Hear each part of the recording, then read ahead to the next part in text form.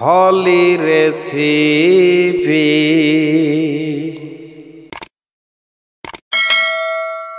আজ আমি আপনাদের সামনে নিয়ে হাজির হলাম তিলের খাজা। তিলের খাজা কিভাবে বাসায় তৈরি করা যায় সেটা আমি আজ আপনাদের এই ভিডিওতে শেয়ার করব। তাহলে চলুন দেখে নেওয়া যাক কিভাবে বানানো যায় তিলের খাজা। প্রথমে আমি এখানে একটা প্লেট নিয়েছি। প্লেটের উপরে আমি বেকিং পেপার নিয়েছি, তার উপরে আমি তেল ব্রাশ করে দিচ্ছি। রান্নার রেগুলার তেল যেটা আমরা ইউজ করি সেটাই আমি ব্রাশ করে দিচ্ছি।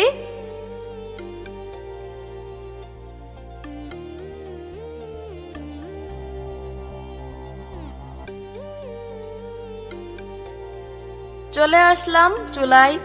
আমি প্রথমে এখানে তিল ভেজে নিচ্ছি। এজন্য আমি 2 কাপ তিল নিয়েছি। আমি একদম লো আঁচে আমি তিলটা ভেজে নিচ্ছি। তিল পুড়ে ফেলা যাবে না, পুড়ে ফেললে তিতা লাগবে। একটু সময় নিয়ে এটা ভাজতে হবে।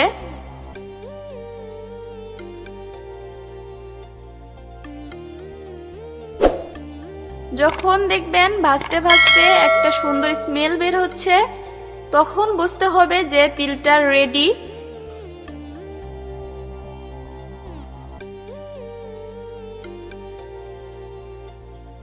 এই যে আমার তিল ভাজা হয়ে গিয়েছে, আমার রেডি তিল।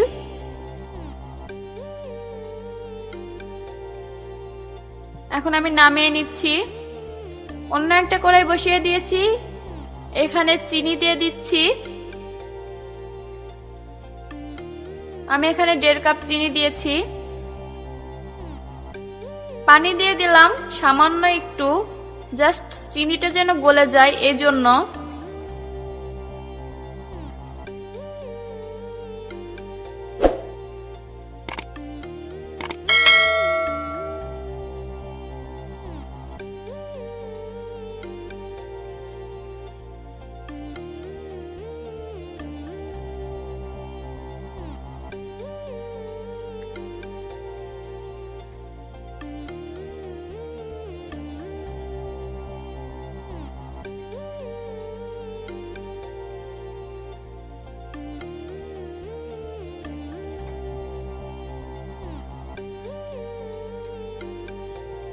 আমি অনবরত নাড়ছি।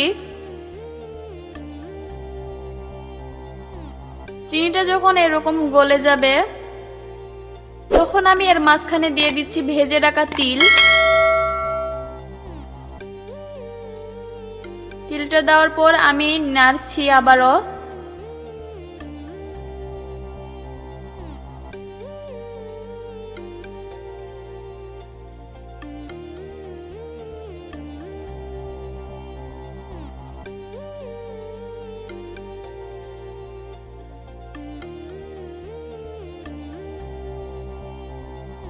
বেশ কিছুক্ষণ ধরে আমি নাড়লাম।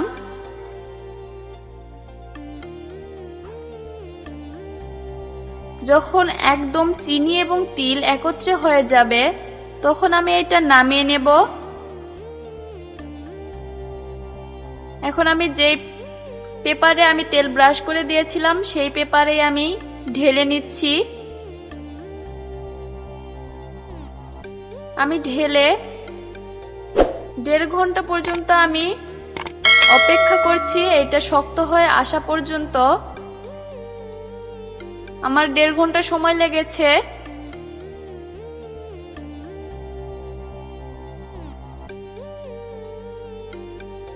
দেড় ঘন্টা পর ফিরব।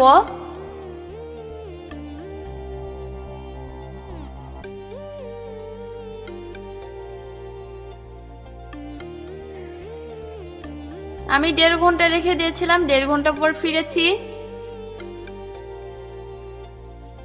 আমার খাজাটা জমে গিয়েছে আর অনায়াসে কাগজ থেকে উঠে এসেছে।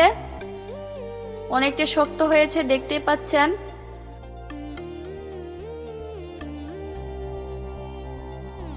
আমি ভেঙে নিলাম হাত দিয়ে।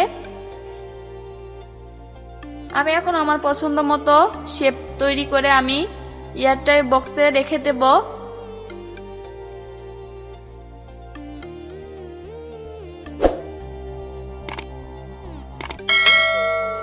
এই যে আমার রেডি তিলের খাজা। কত অনায়াসেই না তৈরি করা গেল বাসায় তিলের খাজা, তাহলে কিনে খাওয়ার কি প্রয়োজন।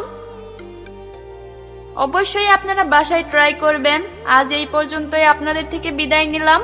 আল্লাহ হাফেজ।